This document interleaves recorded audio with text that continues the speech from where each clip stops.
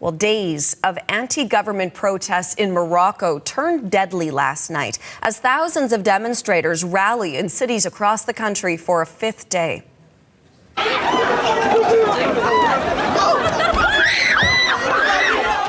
Two people are dead after police opened fire on a group attempting to storm a police station in the southern part of the country. Morocco's Interior Ministry has confirmed nearly 400 arrests and 300 people injured. It's the most serious wave of unrest the country has seen in years. Linda Ward is tracking this story for us this morning, and she joins us now. So, Linda, good morning. Good morning. Tell us about the latest escalation that we've seen here. Yeah, a real intensification over the last number of hours. We've seen the violence escalate, especially culminating in this shooting of two anti-government demonstrators. This happened in the southern town of Leclia. There was local authorities there who were battling with protesters saying that this was self-defense, that those shot were attempting to take police weapons and that they were attempting to storm the police facility. Now, they say that these protesters were also armed with knives and that they tried to use tear gas against them, but eventually ended up opening fire. The group also, in the process of this, managed to set fire to part of the facility and to a vehicle. These are part of the so-called GenZ 212 protests started on Saturday, part of a group of young people. This is a very quickly growing youth movement. It was originally on platforms like TikTok, Discord, much like what we saw in Nepal when protesters there forced the prime minister to step down. They are angry about conditions in schools and in hospitals. They're angry about the government's spending priorities, pointing to billions of dollars in investment they say the government has put in to preparations for the 2030 World Cup.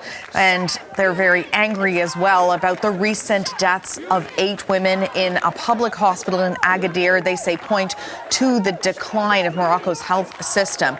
We're now seeing mass arrests, violence, especially in some of the poorer cities, and reports of masked teenagers torching cars, banks, shops, looting, smashing windows, things like that. The organizers of this have taken to Discord to say that they want protesters to remain peaceful, saying that their squabble is with the government and not with security forces. And we were seeing in there, in some of those images, Linda, you can see security forces, police in the background. What are we hearing from officials at this point? So we've heard for the first time since this started on Saturday from Morocco's Interior Ministry. They say 409 people have been arrested.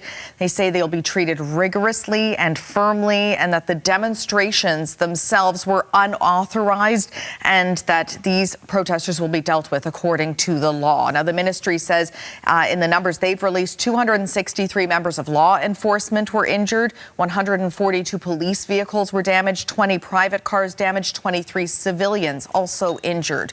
Officials are denying, though, prioritizing World Cup spending over public infrastructure, saying that the problems in the healthcare system and the education system were there before they took over the government. On the other side, we're hearing from the Moroccan Association for Human Rights saying more than 1,000 people have actually been arrested. Amnesty International has released a statement as well. They say, with protests scheduled to continue, we urge authorities to engage with the legitimate demands of the youth for their social, economic and cultural rights and to address their concerns about corruption. Morocco's government is set to meet today. That will be led by the Prime Minister. In that meeting, they are expected to discuss some of the issues that the protesters have with things like healthcare and necessary reforms. Okay, I know you'll be watching for developments on all of that. For now, thank you for this, Linda Ward, for us this morning.